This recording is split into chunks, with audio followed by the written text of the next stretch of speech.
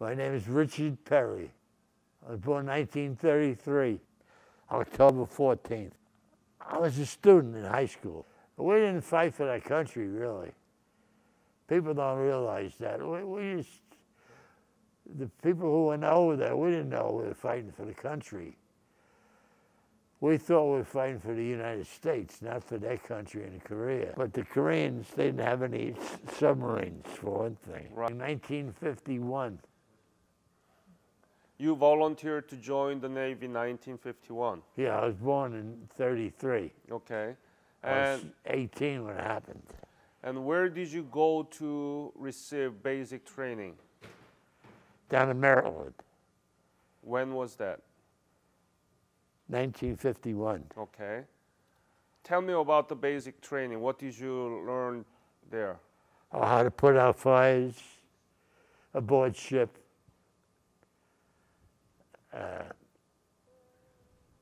Combat drills. You heard the alarms going off and everything else. We are patriotic in the United States. Most people are. And we're in any war. We get involved in any war.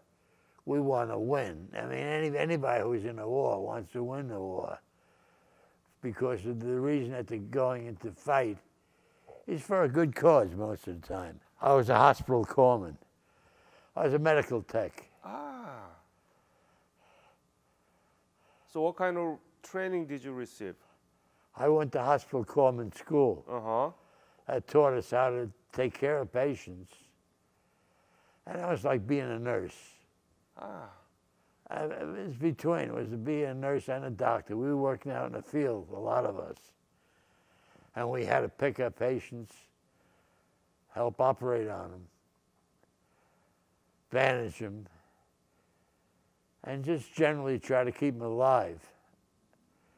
That was the only thing we did. Did you volunteer for that medical tech, or were you just No, assigned? they go by your education and your, I don't know, they feel that you are. They discuss it amongst themselves, I think. 1953. So it was almost over. Right, so you received training for 2 years? 2 years, yes. Really? That long? No, my schooling, I went through basic training into the Navy. Right. And then I went through basic training with the Marines. Marines? Because we were attached to the Marines. People don't realize the Marines are part of the Navy. Yes, that's right. And they went through schools. They went through our schools, but they had no medical. Their medical techs were us. Right, Navy medical tech. They're right. Yeah. So that's why I worked with the Marines. We had Marines aboard the aircraft carrier I was on. I went to Japan. From Honolulu, we went to Japan. I saw the sick guys aboard ship. Now, we picked up a few enlisted men. We had most of them was all land soldiers. There wasn't many, we weren't involved in sea action. Right. But we had a lot of guys in Korea were wounded. And there was some terrible wounds. We had guys who were really actually, well, they're really bad, they sent them right back to the States. When we came back, we got money from the state of New York for being there.